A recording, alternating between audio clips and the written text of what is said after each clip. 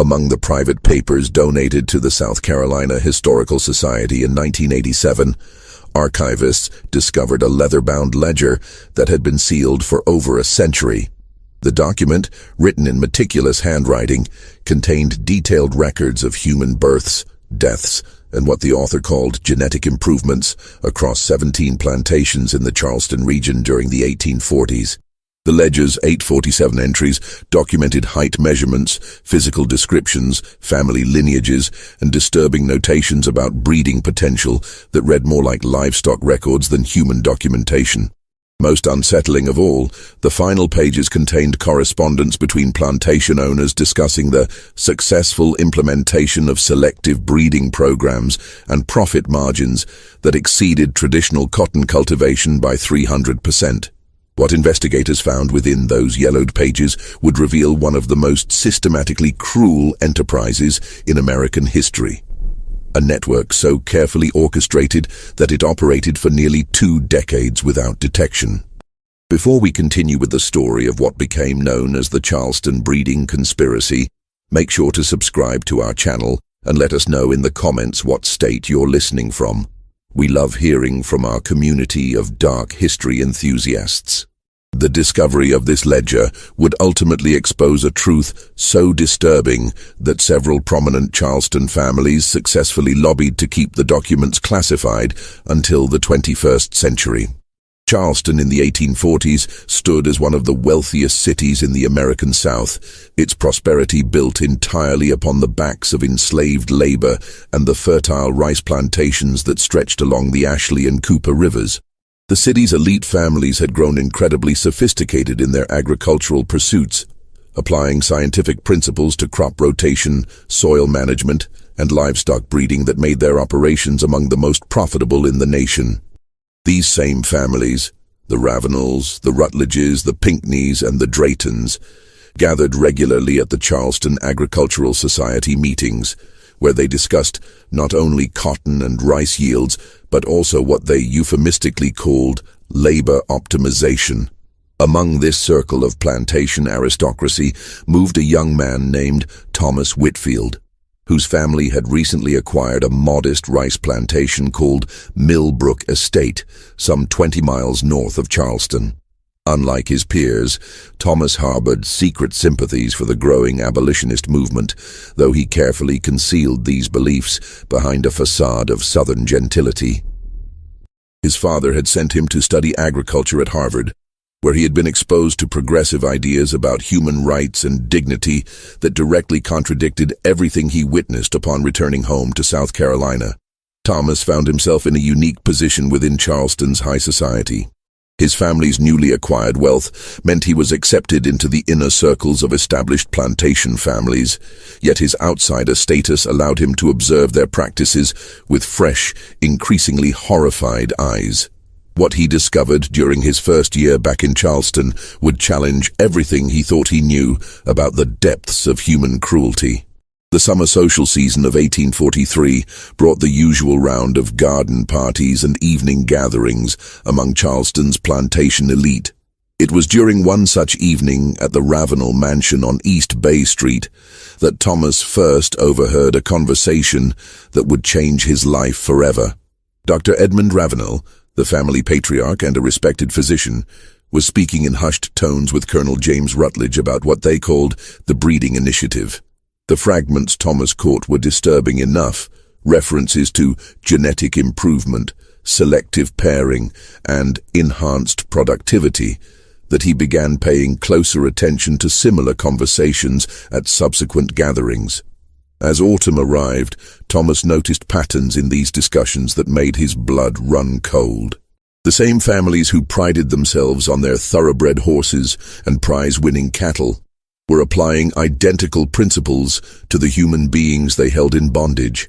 They spoke of bloodlines, of matching physical characteristics, of eliminating what they considered undesirable traits. Most chilling of all, they discussed these matters with the same clinical detachment they might use when planning the breeding of livestock. The true scope of what Thomas was uncovering became clear during a December evening at the Drayton estate. where he witnessed something that would haunt him for the rest of his life. The Drayton Plantation's main house glowed with warm lamplight against the cold December evening as Charleston's most influential families gathered for their annual harvest celebration. Thomas arrived fashionably late, as was expected of young men of his social standing, carrying with him a small leather journal he had begun using to document the disturbing conversations he continued to overhear. What he witnessed that night, however, went far beyond mere conversation. As the evening progressed and the older men retreated to Colonel Drayton's study for brandy and cigars, Thomas excused himself under the pretense of needing fresh air. Instead, he positioned himself near the study's exterior window, where the December chill kept other guests away from the garden paths. The voices from within carried clearly through the partially opened window, and what Thomas heard made his hands shake as he struggled to write in the darkness. Dr. Ravenel was reading from what sounded like a formal report, his voice carrying the authority of a man accustomed to being heard without interruption. "The results from our 3-year initiative have exceeded all projections," he announced. "Millfield Plantation has produced 17 births from our selected pairings, with an average height increase of 2 inches over the previous generation. More importantly, the children show enhanced physical capacity and resistance to common ailments." Colonel Rutledge's voice joined in, and Thomas could hear papers rustling. "The Pinckney operations have been equally successful. Their focus on selecting for docility while maintaining physical strength has produced remarkable results.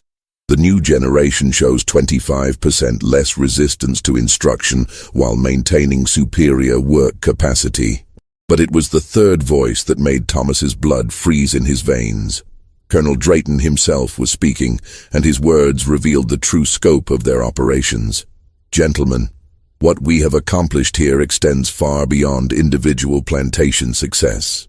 Our network now includes operations in Georgia, North Carolina, and Virginia. The breeding records we maintain allow us to track bloodlines across state boundaries, ensuring optimal genetic combinations that would have been impossible working in isolation." The sound of a chair scraping against the floor was followed by footsteps, and Thomas pressed himself against the cold brick wall as Colonel Drayton continued. "I have here the quarterly reports from our partner plantations. The Bennings operation in Georgia has successfully produced 43 births using our selective breeding protocols. The children are being evaluated for distribution to our network members based on their projected capabilities." Thomas felt sick as the implications became clear. These men weren't just treating human beings like livestock. They were operating a coordinated network that spanned multiple states, systematically breeding people for specific traits and distributing the children like commodities. Dr. Ravenel's voice returned, now discussing what he called the documentation protocols. Each birth must be recorded with precise measurements, parentage information, and projected value assessments. Our records now contain detailed information on over 800 individuals across the network. This data allows us to plan breeding combinations 5 years in advance. The conversation continued for another hour, during which Thomas learned details that would later fill dozens of pages in his journal. They discussed breeding houses, where young women were kept specifically for reproduction, stud selections, where men were chosen for their physical attributes, and crop assessments, where children were evaluated like agricultural products. Most horrifying of all, they spoke of children who didn't meet their standards being redirected to standard agricultural operations. A euphemism Thomas understood meant separation from families and sale to plantations, where life expectancy was significantly lower. As the evening concluded and the men began to disperse, Thomas remained hidden in the garden until he was certain all had departed. The documents and conversations he had witnessed that night revealed something far more systematic and widespread than anything he had imagined. This wasn't the cruel whim of individual plantation owners. It was an organized enterprise with record-keeping, profit projections, and multi-state coordination that operated with the efficiency of any successful business venture. Walking back to his own plantation that night, Thomas made a decision that would determine the course of his life. He would find a way to infiltrate this network, document its operations, and expose the truth to the world. What he didn't realize was that his investigation would ultimately uncover evidence of practices so systematically cruel that even seasoned abolitionists would struggle to believe his accounts. The breeding network that Thomas had stumbled upon represented something unprecedented in the history of American slavery, a coordinated attempt to apply scientific principles to human reproduction on an industrial scale, operated by some of the most respected families in Southern society. The weeks following the December gathering transformed Thomas from a passive observer into an active infiltrator, though he quickly learned that gaining access to the network's inner workings would require more than social connections. The breeding consortium, as he came to think of it, operated with layers of secrecy that protected its most damaging activities from casual discovery. Members communicated through coded correspondence, held private meetings at rotating locations, and maintained their most detailed records in secure locations away from their primary residences. Thomas's first breakthrough came through his friendship with William Pinckney, the youngest son of one of the network's founding families. William, barely 22 and eager to prove himself worthy of his family's trust, had recently been granted access to what his father called the advanced agricultural operations. Unlike the older generation, who spoke in careful euphemisms, William's youth made him more careless with details, especially when he had been drinking. During a January evening of cards and whiskey at the Charleston Club, William boasted about his family's revolutionary approaches to labor management and mentioned something that made Thomas's pulse quicken. The Pinckney plantation maintained what William called breeding quarters, specialized housing designed specifically for their selective breeding program. More importantly, William mentioned that his father had granted him access to the master registry, a comprehensive ledger that tracked bloodlines, breeding histories, and what he called genetic improvements across the entire network. Thomas realized that gaining access to this master registry would provide the evidence needed to expose the full scope of the network's operations. However, infiltrating the Pinckney plantation would require careful planning and considerable risk. The breeding quarters were located in a remote section of the plantation, heavily supervised and strictly off-limits to outsiders. The master registry itself was kept in a locked safe within the plantation's main office, accessible only to senior family members. Over the following months, Thomas developed a careful strategy. He began courting William's sister, Margaret Pinckney, using their romantic relationship as cover for frequent visits to the plantation.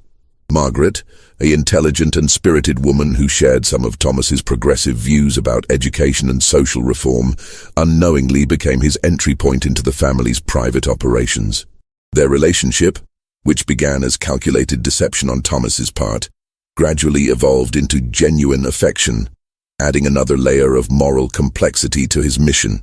Through Margaret, Thomas gained invitations to family dinners, social gatherings, and eventually overnight stays at the plantation. Each visit allowed him to gather intelligence about the facility's layout, security procedures, and operational schedules. He learned that the breeding quarters housed approximately 40 women between the ages of 16 and 30, all selected for what the family called optimal reproductive characteristics. These women were kept in conditions that were physically comfortable by the standards of slavery: better food, cleaner housing, medical attention, but were subject to reproductive control that was absolute and systematic. The men selected for the breeding program were rotated between plantations within the network, their movements carefully tracked to ensure genetic diversity while maintaining desired traits. Thomas discovered that the network maintained detailed health records, family histories, and even personality assessments for each individual in their breeding program. Children born into the program were evaluated at birth, with those meeting specific criteria being raised in specialized nurseries, while others were separated from their mothers and distributed to other plantations. By the spring of 1844, Thomas had gathered enough intelligence to attempt his most ambitious infiltration yet. Margaret had mentioned that her father would be traveling to Georgia for a regional network meeting, leaving the plantation under the supervision of the overseer. This absence would provide Thomas with his best opportunity to access the master registry and the breeding quarters themselves. What Thomas discovered during that May evening would reveal the true scope of the network's operations and provide him with evidence of systematic human rights violations that extended far beyond anything he had previously imagined. The master registry contained not just records of the Charleston area operations, but detailed correspondence with similar networks in Virginia, Georgia, North Carolina, and even as far west as Mississippi. The breeding program wasn't limited to a small group of South Carolina plantations. It was a coordinated enterprise that spanned the entire South. But the most disturbing discovery awaited Thomas in the breeding quarters themselves, where he would finally witness firsthand the human cost of the network's scientific approach to human reproduction. Thomas's opportunity came on a humid May evening when a spring thunderstorm provided the perfect cover for his infiltration of the Pinckney plantation's most secretive operations. Margaret had retired early with a headache, and her father's absence meant the main house was lightly staffed. Using his knowledge of the plantation's layout, Thomas made his way through the formal gardens toward the cluster of buildings that housed what the family euphemistically called their specialized agricultural facilities. The breeding quarters occupied a compound of 6 buildings constructed in a square formation around a central courtyard. Unlike the cramped slave cabins found on most plantations, these structures were built with careful attention to ventilation, space, and even modest comfort. Thomas realized immediately that the improved conditions served a calculated purpose. Healthy, well-fed women were more likely to produce the healthy children that made the program profitable. Moving carefully through the shadows, Thomas approached the main dormitory building. Through the partially opened shutters, he could see rows of beds arranged with military precision, each occupied by a young woman. What struck him most was the silence. No conversation, no movement, just the sound of quiet breathing from women who appeared to be sleeping despite the early evening hour. Only later would Thomas learn that the women were given mild sedatives each evening to ensure compliance and prevent communication that might lead to resistance or escape planning. The second building contained what appeared to be medical facilities, with examination tables, scales, and measuring devices that Thomas recognized from veterinary practices. Detailed charts hung on the walls, tracking monthly cycles, nutritional intake, and what were clearly pregnancy schedules.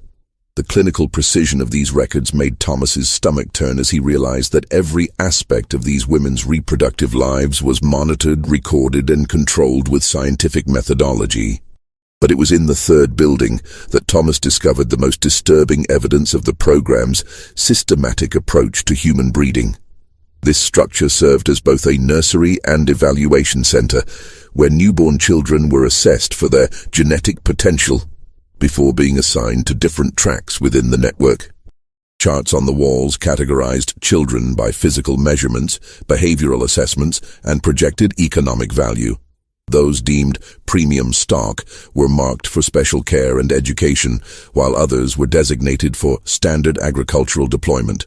The master registry, which Thomas finally accessed in the plantation's main office, contained evidence that the network's operations were far more extensive and sophisticated than anything he had previously imagined.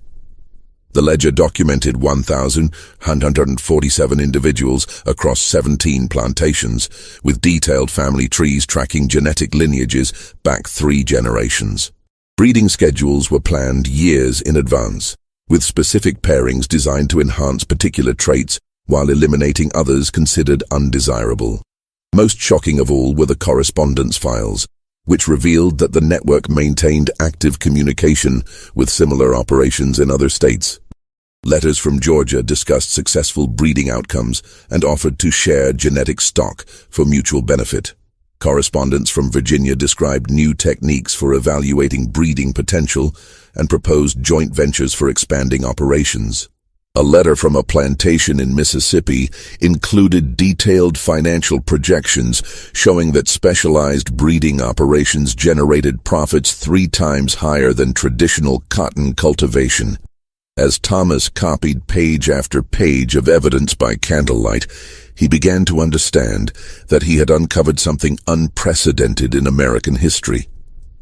This wasn't simply the cruel exploitation of enslaved people. It was the systematic application of scientific principles to human reproduction on an industrial scale, operated by respected members of Southern society who viewed their activities as agricultural innovation rather than human rights violations. The network's success had emboldened its members to expand their operations and refine their techniques. New correspondents discussed plans for establishing breeding facilities in Texas and Arkansas, territories where land was cheaper and oversight was minimal. Other letters described experiments in education and training, attempting to produce not just physically capable workers, but individuals with specialized skills that could command premium prices in urban markets. Thomas spent 4 hours in the office, working by the dim light of a single candle as the thunderstorm raged outside. By dawn, he had documented enough evidence to expose the network's operations to authorities, but he also realized that the network's members included some of the most powerful men in South Carolina. Judges, politicians, and respected community leaders were all implicated in the correspondence he had discovered. Exposing them would require more than evidence. It would require a strategy that could overcome their influence and social connections. As Thomas made his way back through the plantation's grounds in the pre-dawn darkness, he was already planning his next moves. The evidence he had gathered was damning, but he knew that the network's members would go to extreme lengths to protect their operations and their reputations. What he didn't realize was that his infiltration had already been discovered, and that the network was about to demonstrate just how far they were willing to go to preserve their secrets. The young woman who had been watching from the shadows of the main house would soon report Thomas's nighttime activities to her masters, setting in motion a chain of events that would test not only Thomas's commitment to justice, but his very survival. The morning after Thomas's infiltration brought an unexpected visitor to Millbrook Estate. Colonel Drayton arrived unannounced, accompanied by 2 men Thomas didn't recognize. One introduced as Dr. Samuel Huger, described as a specialist in plantation security, and the other simply as Mr. Crawford, whose cold eyes and scarred hands suggested a background in activities far removed from agriculture. Their presence at Thomas's breakfast table created an atmosphere of barely concealed menace that made every word feel dangerous. Colonel Drayton's opening pleasantries carried subtle threats wrapped in Southern courtesy. "Thomas, my boy, we've become concerned about some irregularities in our agricultural operations.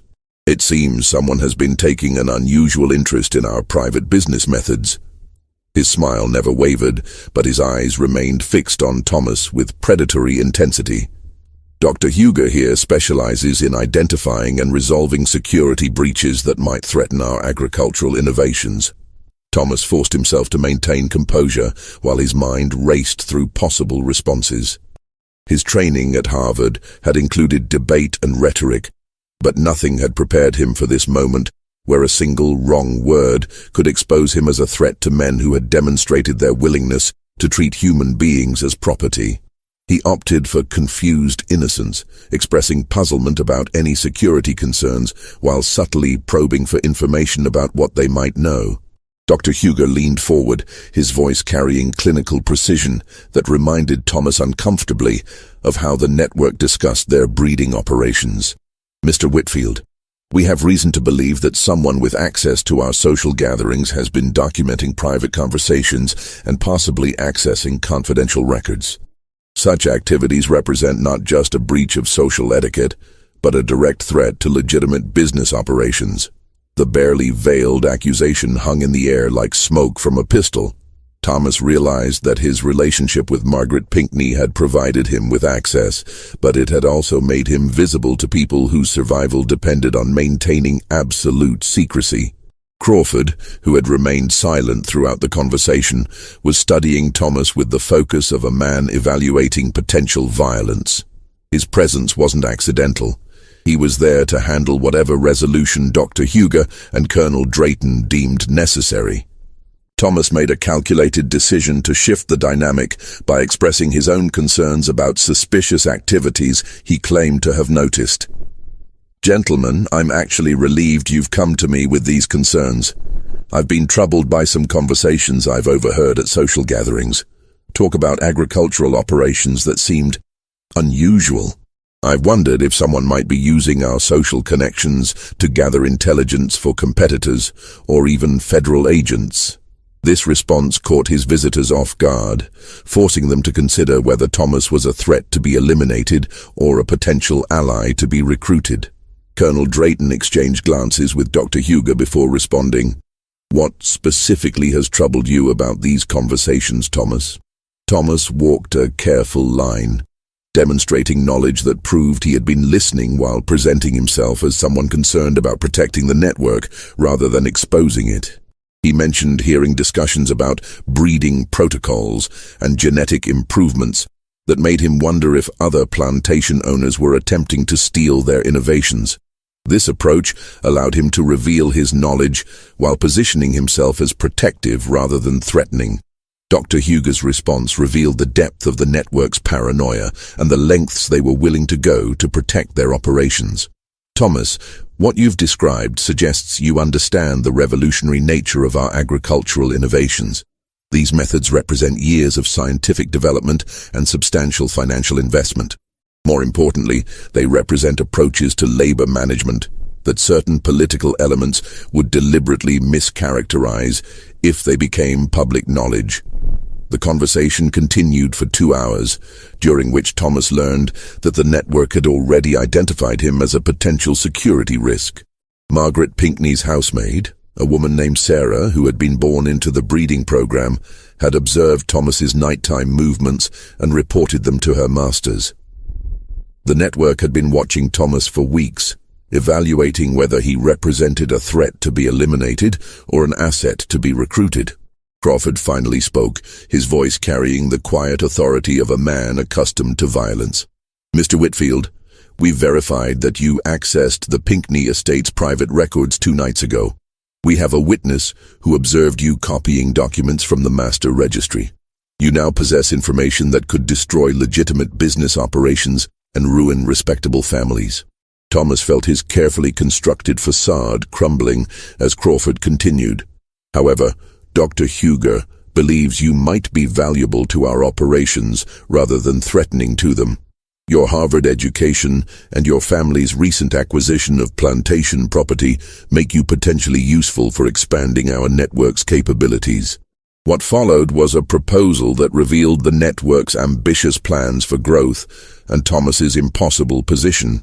They offered him a choice: join their operations as a full member, contributing his plantation to their breeding network and his education to their scientific methodology, or face the consequences of threatening their security. The consequences weren't explicitly stated, but Crawford's presence made the implications clear. Just when we thought we'd seen it all, the horror in Charleston intensifies. If this story is giving you chills, share this video with a friend who loves dark mysteries. Hit that like button to support our content, and don't forget to subscribe to never miss stories like this. Let's discover together what happens next. Thomas requested time to consider their proposal, knowing that his answer would determine not only his own fate, but potentially the future of hundreds of enslaved people trapped within the network's systematic breeding program. As his visitors departed, leaving behind an atmosphere of barely contained threat, Thomas realized that his investigation had reached a critical juncture. He now possessed enough evidence to expose the network, but doing so would require him to escape from men who had demonstrated their willingness to eliminate threats to their operations. The next phase of Thomas's mission would test not only his courage, but his ability to outmaneuver opponents who controlled local law enforcement, held significant political influence, and had already proven their willingness to use violence to protect their interests. The young abolitionists who had seemed so confident in their Boston meetings had never imagined the sophisticated and dangerous nature of the system they sought to destroy. Thomas's response to the network's ultimatum came 3 days later, delivered in the form of what appeared to be enthusiastic acceptance of their invitation to join their operations. He arrived at the designated meeting location, a private room above Henderson's Tavern in downtown Charleston, carrying a leather portfolio that he claimed contained detailed plans for converting Millbrook Estate into a specialized breeding facility. What the portfolio actually contained would soon transform a gathering of confident conspirators into a desperate struggle for survival and expose the true reach of their operations across the American South. The room above Henderson's Tavern had been chosen for its privacy and multiple exits, standard precautions for men conducting business they couldn't afford to have overheard. The establishment itself was owned by Marcus Henderson, a free black man whose position in Charleston society required careful navigation between the competing interests of white patrons and the enslaved community who sometimes sought his discreet assistance. Unknown to the network members, Henderson had already agreed to help Thomas document their meeting through a series of strategically placed listening devices that would capture their conversations for posterity. Colonel Drayton, Dr. Huger, Crawford, and 7 other network members had assembled to formally induct Thomas into their organization and receive his plantation's contribution to their expanding operations. The gathering represented the largest assembly of network leadership that had occurred in over 2 years, brought together by the significance of adding a Harvard-educated member to their ranks and the potential for expanding operations into new territories. The atmosphere was celebratory, with expensive French brandy and congratulations on Thomas's wise decision to join the future of Southern agriculture. Dr. Huger had prepared a formal presentation about the network's scientific achievements, complete with charts and graphs that demonstrated the measurable improvements they had achieved through selective breeding programs.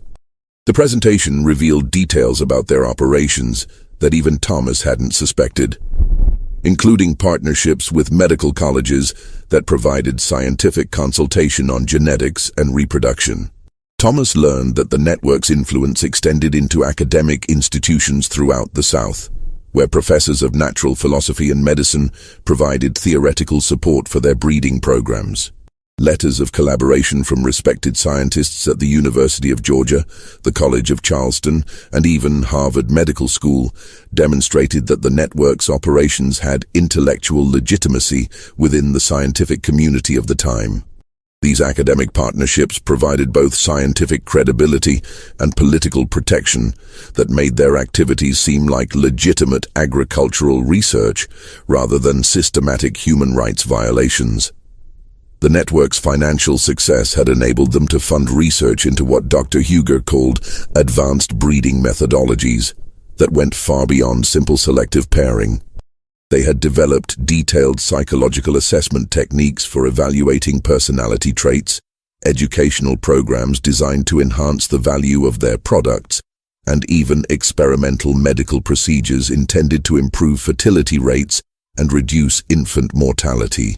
The scope of their scientific ambitions revealed a level of systematic dehumanization that shocked even Thomas, who thought he had understood the full extent of their cruelty. Thomas played his role perfectly for nearly 2 hours, expressing enthusiasm for the network's scientific approaches and gratitude for being trusted with their revolutionary methods. He presented detailed architectural drawings for converting his slave quarters into breeding facilities, complete with medical examination rooms, specialized nursery facilities, and what he called genetic documentation centers that impressed even Dr. Huger with their attention to systematic efficiency. The plans were so convincing that several network members asked for copies to implement at their own operations. During his presentation, Thomas revealed that he had been corresponding with plantation owners in Texas and Arkansas who were interested in establishing network operations in territories where land was cheaper and federal oversight was minimal. This information excited the network members, who saw opportunities for massive expansion that could multiply their profits while reducing the risks associated with operating in established states where abolitionist sentiment was growing stronger. The transformation began when Thomas opened a second section of his portfolio. explaining that he had brought documentation to demonstrate his commitment to their shared vision. "Gentlemen," he announced, his voice steady despite the rapid beating of his heart, "I believe you'll find these records demonstrate not only my understanding of your methods, but my ability to improve upon them through systematic documentation and analysis that surpasses even your current sophisticated approaches." What Thomas revealed were not plans for joining their network, but meticulously copied records from their own master registry, correspondence files, breeding schedules, and financial projections. Page after page of evidence that documented every aspect of their operations, from individual breeding assignments to profit projections, from multi-state coordination to plans for territorial expansion. Medical records, genetic charts, and personal correspondence that revealed the intimate details of their systematic approach to human breeding. The documents included evidence that Thomas had gathered over months of investigation, but also new revelations that he had discovered during his 3 days of preparation for this confrontation. Using his access to Margaret Pinckney's trust, he had obtained letters from network operations in Virginia that described successful breeding programs involving over 300 enslaved individuals. Correspondence from Georgia revealed partnerships with slave traders who specialized in locating individuals with specific physical characteristics for breeding purposes. Most damaging of all were financial records that showed the network had generated profits exceeding $800,000 over the previous 5 years. Money that had been used to purchase political influence and fund expansion into new territories. The men around the table realized simultaneously that Thomas hadn't come to join them. He had come to destroy them with evidence so comprehensive that denial would be impossible. The silence in the room lasted only seconds before Crawford moved, reaching for the pistol he carried beneath his coat. Thomas was prepared for violence, but the sophisticated nature of his planning went beyond simple physical preparation. His months of investigation had included not just document gathering, but careful coordination with networks of abolitionists and freed blacks who were positioned throughout Charleston to respond to predetermined signals. The weighted walking stick that Thomas carried as a fashionable accessory became a weapon that caught Crawford across the wrist with enough force to send his pistol spinning across the room. But that was only the beginning of Thomas's defensive strategy. The sound of breaking glass from the tavern's first floor indicated that Marcus Henderson had activated the emergency plan they had developed, signaling allies positioned throughout the building and surrounding area. What followed was chaos that spilled beyond the private room into the tavern below and out into Charleston streets. Dr. Huger lunged for the documents scattered across the table, while Colonel Drayton shouted orders to block the exits. But they quickly discovered that their meeting had been anticipated and surrounded. The network members found themselves trapped in a room that had become a carefully constructed cage, with escape routes monitored and evidence of their activities being copied by multiple witnesses. Thomas fought his way toward the window overlooking the alley behind the tavern, clutching the most damaging evidence against his chest while using his walking stick to keep his attackers at bay. Behind him, the network members were shouting conflicting orders, some demanding pursuit, while others insisted on recovering and destroying the evidence before it could be made public. The sophisticated coordination they had used to operate their breeding network now worked against them as they struggled to respond to an unexpected threat. The window shattered as Thomas threw himself through it, landing hard in the alley, but maintaining his grip on the documents that represented months of dangerous investigation. However, his escape was part of a larger plan that involved creating multiple copies of evidence and distributing them to trusted allies before the network could organize an effective response. Even if Thomas were captured or killed, the evidence would survive to expose their operations. Behind him, the network members were discovering that their emergency contingency plans were insufficient for the situation they now faced. Men who had appeared from side streets and building entrances, who they had assumed were working to prevent Thomas from escaping, were actually abolitionists and freed blacks who had been positioned to protect Thomas and ensure that evidence of the network's operations reached safety.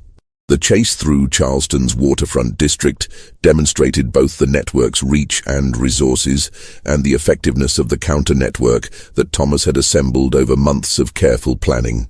What appeared to be a desperate escape was actually a carefully orchestrated operation designed to expose the breeding network while protecting the evidence and witnesses needed to ensure their prosecution. Thomas reached the Cooper River docks, not as a fugitive seeking escape, but as the central figure in a confrontation that had been planned to force the network's operations into public view. The boat waiting at the dock contained not just supplies for escape, but printing equipment and additional copies of evidence that would be distributed throughout Charleston before the network could organize an effective response to suppress the revelations. Marcus, the freed black sailor who Thomas had claimed was unconscious from attack, was actually coordinating the distribution of evidence to multiple locations throughout the city. The apparent attack had been staged to make the network members believe they had successfully disrupted Thomas's escape plan, when in reality they had walked into a trap that would expose their operations to public scrutiny.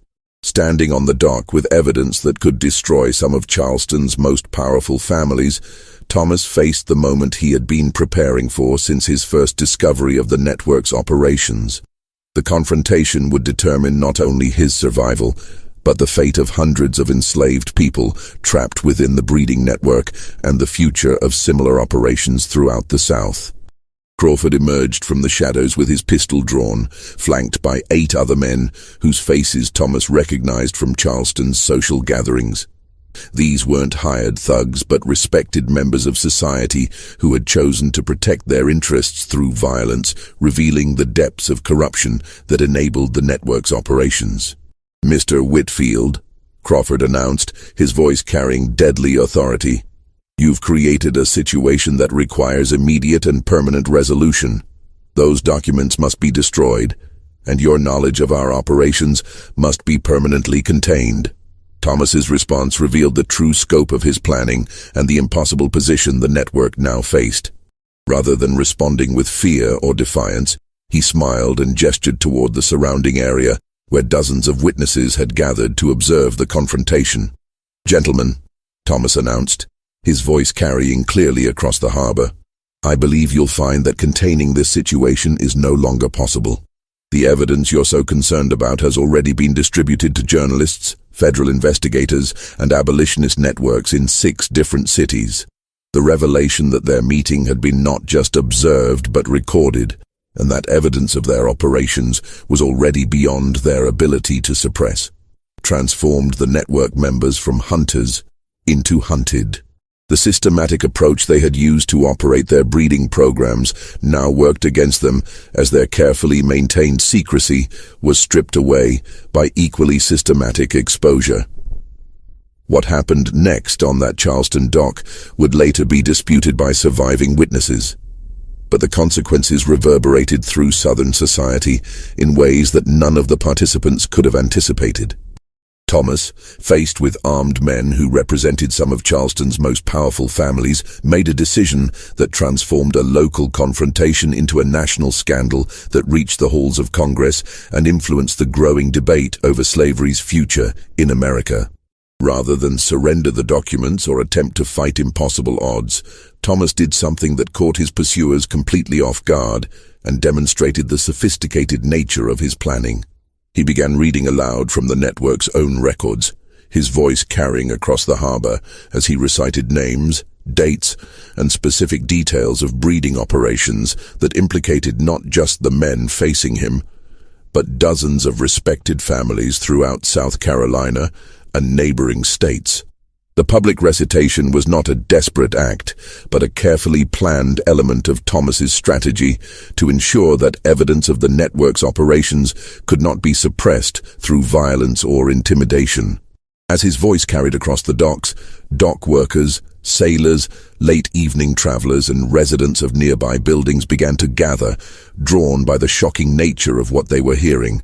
Each word Thomas spoke created additional witnesses to information that the network had killed to protect.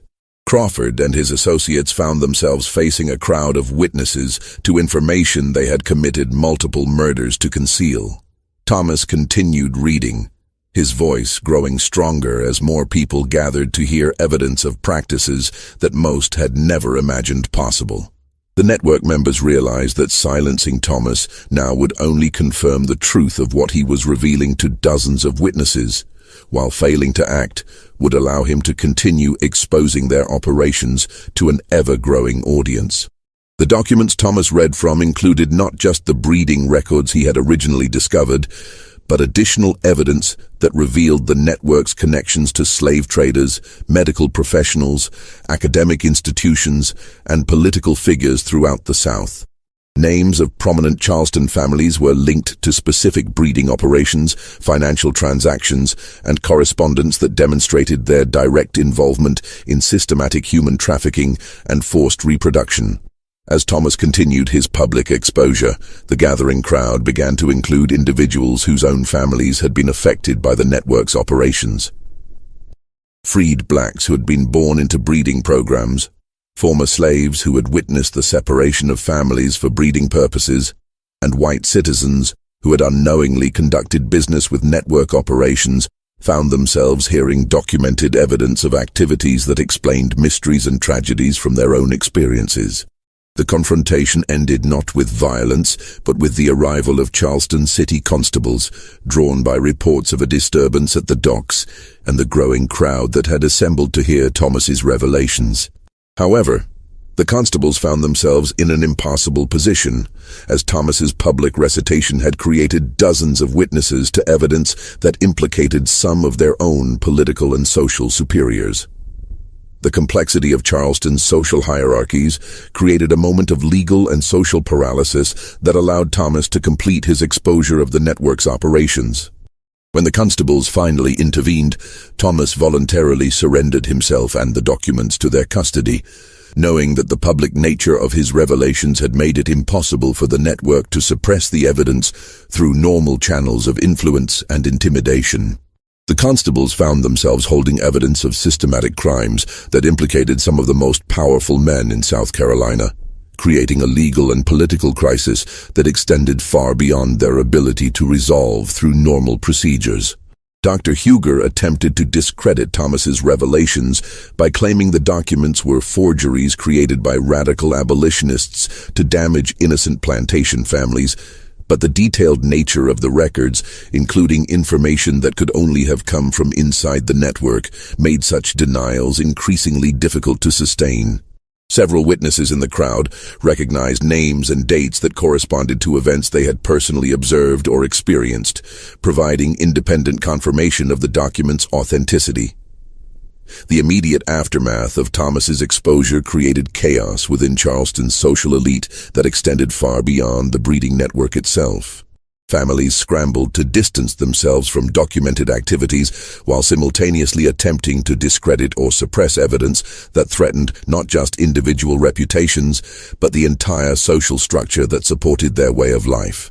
The systematic nature of the evidence Thomas had gathered made selective denial impossible, forcing the network's members to choose between comprehensive cover-up attempts and complete abandonment of their operations. Within hours of the dock confrontation, copies of the network's documents had been distributed to newspaper offices in Charleston, Savannah, Richmond, and Philadelphia. The evidence reached abolitionist networks that had been seeking exactly this type of documented proof of systematic breeding operations, providing them with material that would fuel anti-slavery arguments for years to come.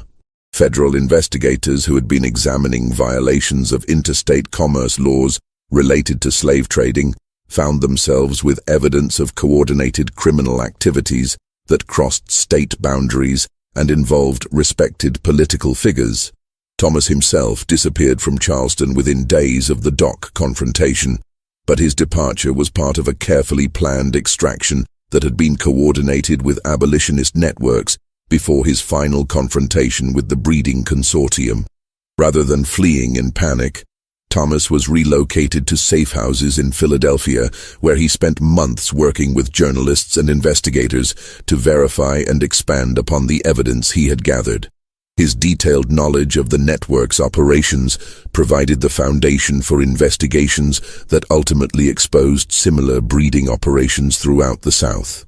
The network's response to exposure revealed both the extent of their influence and the limitations of their power when confronted with systematic evidence gathering and public exposure. Several key witnesses, including dock workers who had heard Thomas's revelations, received offers of substantial bribes to recant their testimony or deny what they had witnessed. When bribery failed, some witnesses suffered mysterious accidents or disappeared entirely, demonstrating the network's willingness to use violence to protect their interests even after their operations had been exposed.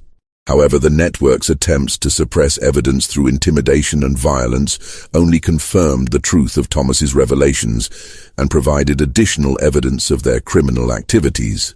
Federal investigators began treating witness intimidation as evidence of guilt rather than innocence, leading to expanded investigations that uncovered financial records, correspondence, and physical evidence that had been overlooked during the initial exposure.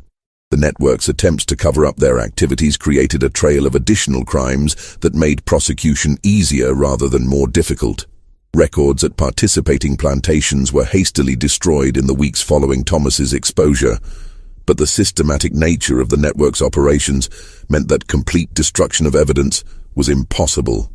Breeding records, financial transactions, correspondence, and physical modifications to plantation facilities had created a documentary trail that extended across multiple states and involved hundreds of individuals.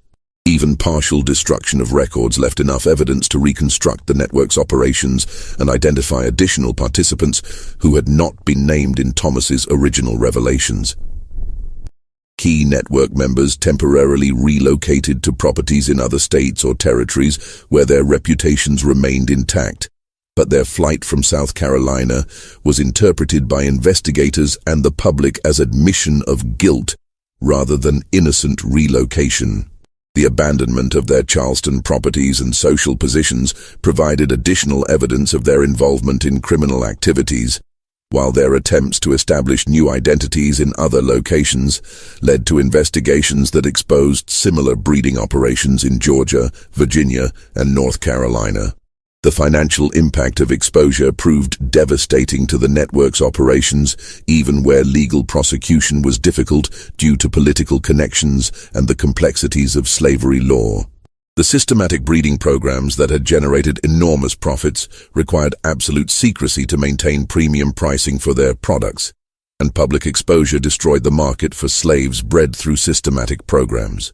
Plantation owners who had invested heavily in breeding facilities and specialized staff found their investments worthless when buyers refused to purchase slaves associated with exposed breeding operations. Margaret Pinckney, who had unknowingly provided Thomas with access to her family's operations, suffered a complete nervous collapse upon learning the true purpose of his courtship and the extent of her family's involvement in systematic human breeding. Her personal tragedy reflected the broader social upheaval created by revelations that forced Charleston society to confront the systematic cruelty that had operated within their respected social circles. Some families destroyed by the scandal relocated to territories where their reputations remained intact, while others attempted to rebuild their social standing through philanthropic activities designed to demonstrate reformed attitudes toward human rights. The Pinckney family's attempts to distance themselves from their documented involvement in breeding operations led to internal conflicts that ultimately destroyed both their financial position and their social standing. Margaret's younger brother, William, whose careless revelations had provided Thomas with initial intelligence about the network, challenged his father's attempts to deny their family's involvement and provided additional evidence to investigators in exchange for immunity from prosecution. The family's public disputes over responsibility and knowledge created additional evidence of their involvement, while destroying any possibility of maintaining unified denial. Dr. Huger's attempts to maintain his medical practice and scientific reputation failed as evidence of his involvement in human breeding experiments became public knowledge. His correspondence with medical colleges that had provided scientific consultation for breeding programs implicated academic institutions throughout the South, leading to investigations that exposed the intellectual foundations of systematic human breeding and the extent to which respected scientific institutions had provided legitimacy for criminal activities. The Charleston Breeding Network ultimately disbanded not through legal prosecution, but through the impossibility of maintaining operations that required absolute secrecy once their methods had become public knowledge. The financial losses from abandoned operations and relocated assets bankrupted several participating families, while others found their social and political influence permanently damaged by association with documented human rights violations. The network's sophisticated coordination, which had been their greatest strength during years of successful operation, became their greatest vulnerability once exposed to public scrutiny. Federal investigations ultimately led to prosecutions under interstate commerce laws rather than direct challenges to slavery itself, as the network's operations had violated existing laws governing the transportation and sale of slaves across state boundaries. Several network members were convicted of conspiracy and fraud charges related to false documentation of slave origins and breeding histories, while others faced financial penalties that destroyed their economic positions even without criminal convictions.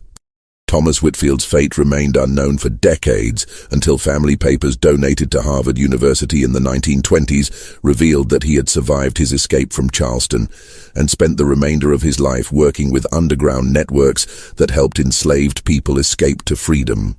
His documentation of the breeding network's operations became some of the most damaging evidence presented to Congress during debates over slavery that preceded the Civil War, providing concrete examples of systematic abuses that challenged the paternalistic justifications used to defend slavery as a benevolent institution. The master registry that Thomas had copied disappeared from public record after the initial investigations, leading some historians to speculate that powerful interests succeeded in suppressing evidence of practices too systematic and widespread to acknowledge without threatening the entire social structure of the antebellum South.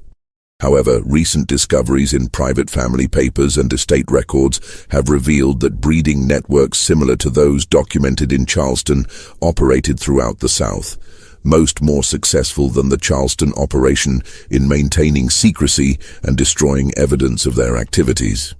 Modern historians estimate that systematic breeding operations may have affected tens of thousands of enslaved individuals throughout the antebellum South, representing a form of systematic dehumanization that went beyond the already horrific conditions of slavery to treat human reproduction as an industrial process, subject to scientific management and profit optimization. The Charleston Network's exposure provided a glimpse into practices that were likely far more widespread than historical records indicate, as most similar operations successfully destroyed evidence of their activities. The long-term impact of Thomas's exposure extended beyond the immediate destruction of the Charleston Network to influence broader debates about slavery and human rights that ultimately contributed to the political tensions leading to the Civil War.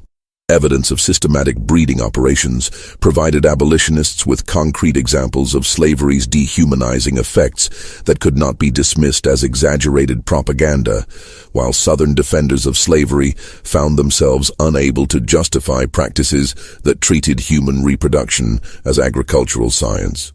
This mystery shows us how systems of oppression can operate with scientific precision and social respectability when those in power choose to treat human beings as economic resources rather than people deserving of dignity and rights. The Charleston Breeding Network represented not just individual cruelty, but institutional evil that required coordination, planning, and intellectual justification to function effectively.